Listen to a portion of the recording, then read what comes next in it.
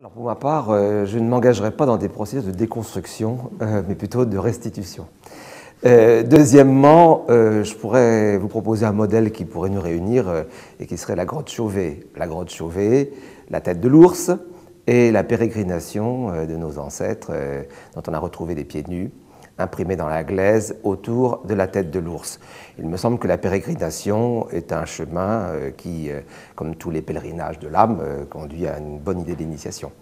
Ensuite, je comprends qu'on mette en avant la question de la mort, mais puisqu'il s'agissait de sexualité, parlons de l'amour. Il me semble que l'initiation a un rôle décisif dans cette double figure qui est la virginité, d'une part, et deuxièmement, l'accomplissement sexuel. Et donc l'initiation touche par, s'articule essentiellement à un rituel de pénétration qui évidemment est au cœur du problème de la loge, de la fermeture de la loge et des différentes grottes initiatiques. Et enfin, le modèle auquel on pourrait se retrouver tous, c'est la figure de Diotime, madame. Parce que Diotime, c'est qui? C'est donc une femme qui est non pas initiée, ou dont on ne procède pas à initiation visible, mais qui initie. Elle initie qui? Socrate.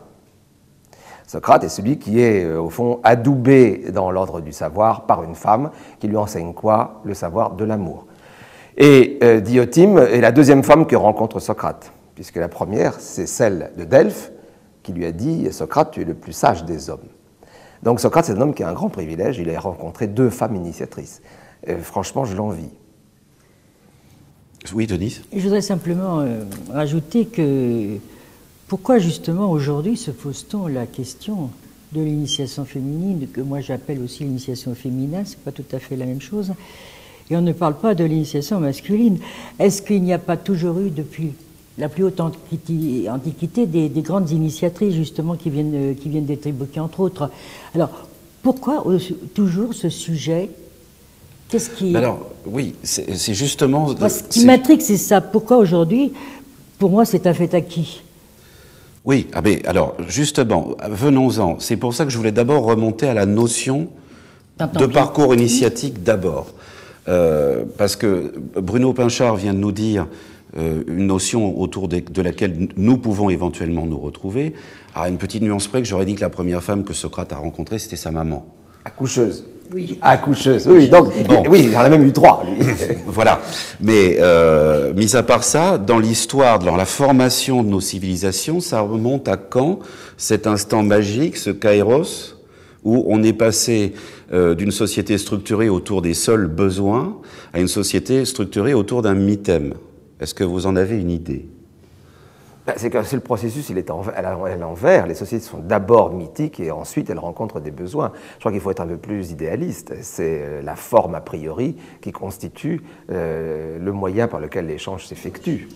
Quand on dit il faut être idéaliste, c'est qu'on veut être idéaliste. Moi, oui, ça c'est sûr que je l'ai. Moi, je suis radicalement contre le fait de sexualiser le propos dans ce domaine-là. Je n'ai rien contre le fait de considérer la sexualité et la sexualisation des choses comme un fait social. Mais ce discours éminemment masculin qui consiste, dès le début, à poser la femme et l'homme dans des positions, alors qu'on sait très bien qu'il s'agit de construction.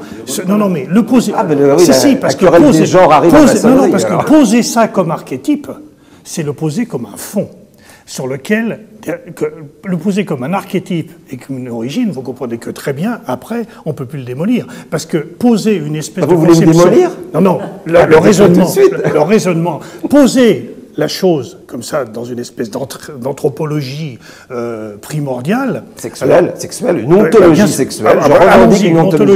Une ontologie. Donc, ontologie, alors carrément, il y aurait un être féminin, il y a une âme féminine. Donc là, on est en pleine essentialisation, donc on verrouille. Mais on n'est pas si mal en essentialisation.